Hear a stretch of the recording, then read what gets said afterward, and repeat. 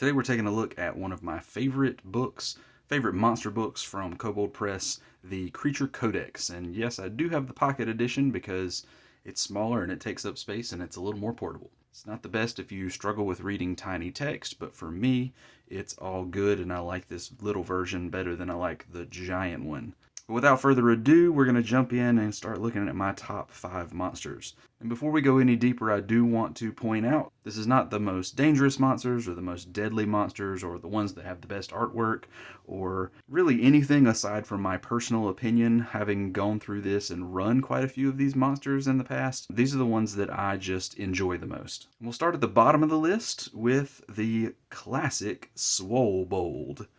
Now the Swollbold you'll find on page 240 in the Kobold section, and it is an amazing little critter. Aside from just being a little kobold boss that's fun to throw in an encounter, this creature lends itself really well to making wrestling references in the middle of a D&D game. Their leaping attack, for example, is just begging to be described as having leaned into the rope and then rushing across the ring and slamming into the opponent. They also have this cool crush attack, which is like a grappling move. You could flavor that as lots of different wrestling moves from over the years. Just don't let your players out of the grapple when they tap the ground 3 times. Moving right along, we're going to go to number 4 on my list, which is the Keg Golem, which is an amazing thing to throw into any dwarven encounter. This is a really cool monster that really leans into that dwarven drinking trope. These guys have a rolling charge attack where they roll, not run, 15 straight feet toward you and then slam you in the same turn, knocking you over, and then potentially adding insult to injury.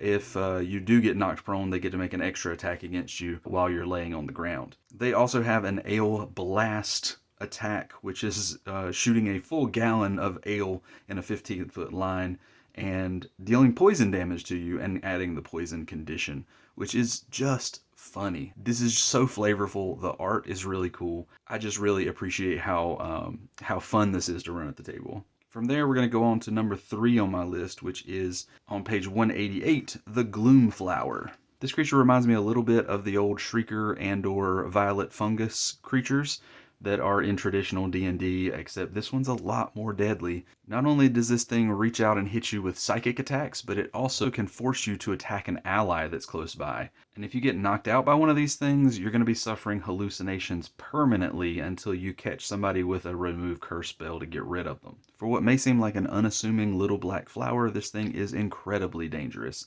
and super fun to run in a game. Now we'll go to number 2 on my list, which is just a couple pages over on 183, the Haunted Giant. The Haunted Giant is just what it says it is. It is a giant that is haunted by its ancestors. Not only do these giants have 3 ancestral spirits that are nearby them at all times and enhance their combat abilities, they also let you lean into a role-playing element with this creature that is unique, to say the least. This is the only one on the list that I have yet to run in a game, but I am so excited to because I've got an idea of linking those 3 spirits to the past, present, and future, and somehow using the giant as a kind of Scrooge figure. I'm not sure how that's going to play off. It may end up too silly, and I might end up reflavoring it altogether, but at the moment, it's an idea that I've really latched onto, and I'm looking forward to using. Last but not least, the top of my list, and this is going to come to a surprise to many. The top of my list is the Acid Ant, which is way back on page 8, and I love these little guys for several reasons. One, they are a natural, normal thing to have running around in the Underdark, which happens to be my favorite setting. 2, they are low challenge rating creatures that happen to be surprisingly deadly, especially if you modify their explosive death feature to act a little bit more like Mephits, so that you take half damage even if you pass the save. In any case, these little critters are hard to hide from because they have keen smell. They blow up when they die, so it's dangerous to let them live and it's dangerous to kill them. They can spit acid. I mean, what else is cooler than that, right? But the best thing of all, I think, in my opinion, is just that they're a really cool throwback to the old 1st edition monster manual with the, oops, a little too far, with the Ant Giant entry. Now I gotta be real, I'm a little happy that they didn't keep the naming convention Ant Giant with Ant Acid. Antacid. It actually doesn't matter, but I couldn't resist that dad joke. In any case, this is one of the first pages in the old monster manual, and for me, this is super nostalgic. This is one of the first creatures that I learned about when I was starting out in the hobby way back in the 80s. And just look at this artwork.